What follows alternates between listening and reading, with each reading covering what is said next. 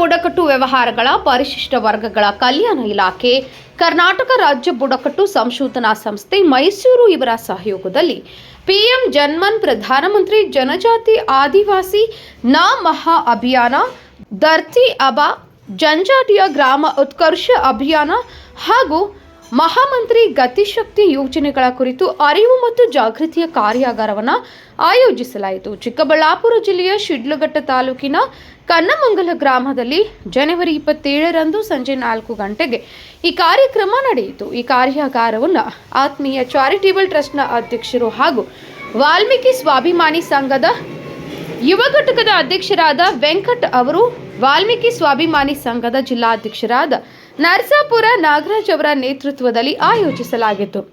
ಕಾರ್ಯಕ್ರಮದ ಮುಖ್ಯ ಅತಿಥಿಯಾಗಿ ವಾಲ್ಮೀಕಿ ಸ್ವಾಭಿಮಾನಿ ಸಂಘದ ರಾಜ್ಯಾಧ್ಯಕ್ಷರಾದಂತಹ ಚಳವಳಿ ರಾಜಣ್ಣ ಭಾಗವಹಿಸಿ ಮಾತನಾಡಿದರು.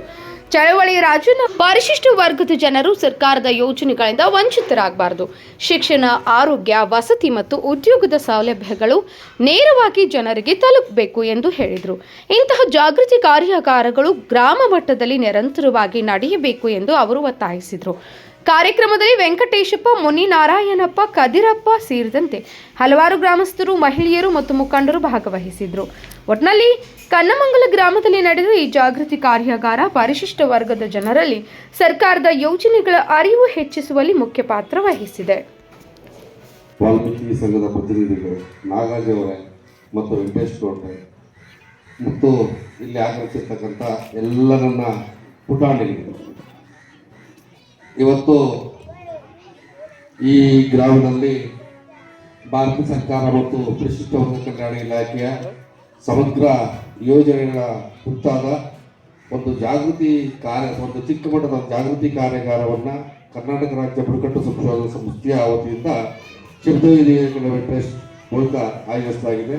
ಇದರ ಆಶಯ ಮತ್ತು ಉದ್ದೇಶ ಇಷ್ಟೇ: ಅವಕಾಶ ಮತ್ತು ಜನಸಮುದಾಯದ ಏಳಿಗೆಗೋಸ್ಕರ ಸರ್ಕಾರ ಅನೇಕ ಯೋಜನೆಗಳನ್ನು ರೂಪಿಸ್ಕೊಂಡು ಬರ್ತಾನೆ ಇದೆ. ಆ ಯೋಜನೆ ರೂಪಿಸಿದಂಥ ಯೋಜನೆಗಳನ್ನ ಜನಮನಕ್ಕೆ ತಲುಪೋದ್ರಲ್ಲಿ ಸ್ವಲ್ಪ ಎಡಬಹುದು, ಅಥವಾ ತಡವಾಗ್ಬೋದು, ಅಥವಾ ಆಮೆವೇಗದಲ್ಲಿ ಹೋಗ್ಬೋದು. ಇವೆಲ್ಲ ಕಾರಣಗಳಿಂದ ಸರ್ಕಾರಗಳು ಎಚ್ಚೆತ್ತು ಅವರ ಆಶಯ ಮತ್ತು ಉದ್ದೇಶಗಳು ಕಟ್ಟಕಡೆ ಗ್ರಾಮದವರೆಗೂ ಈ ಯೋಜನೆಗಳು ತಲುಪಬೇಕು ಅನ್ನೋದು ಅವರ ಉದ್ದೇಶ ಆಗಿರ್ತದೆ. ಆ ನಿಟ್ಟಿನಲ್ಲಿ ಇವತ್ತು ಈ ಗ್ರಾಮದಲ್ಲಿ ಕಾರ್ಯಕ್ರಮವನ್ನು ಆಯೋಜನೆ ಮಾಡಿದ್ದೀವಿ. ಕೇಂದ್ರ ಸರ್ಕಾರ ಈ ಜನ ಸಮುದಾಯದ ಏಳಿಗೆಗೆ ವಿಶೇಷವಾಗಿ ಇಂದಿನ ಪ್ರಧಾನಿಗಳು ಈ ಬುಡಕಟ್ಟು ಜನ ಸಮುದಾಯಕ್ಕೆ ಜೊತೆಯಲ್ಲಿ ಅರಣ್ಯವಾಸಿಗಳು, ಪಾರಂಪರಿಕ ಅರಣ್ಯವಾಸಿಗಳು, ಸಣ್ಣ ಮತ್ತು ಅತಿ ಸಣ್ಣ ಸೂಕ್ಷ್ಮ ಜನ ಸಮುದಾಯದ ಏಳಿಗೆ PVGT ಅಂತೀವರನ್ನು, ಆ ಜನ ಸಮುದಾಯಕ್ಕೂ ಮತ್ತು ನಗರ ಪ್ರದೇಶದಲ್ಲಿ ವಾಸ ಮಾಡುವಂಥ ಪರಿಶಿಷ್ಟ ಪಂಗಡಕ್ಕೂ ಎಲ್ಲಕ್ಕೂ ಸಹ ವಿಶೇಷವಾದ ಯೋಜನೆಗಳನ್ನು ರೂಪಿಸಿದ್ದಾರೆ.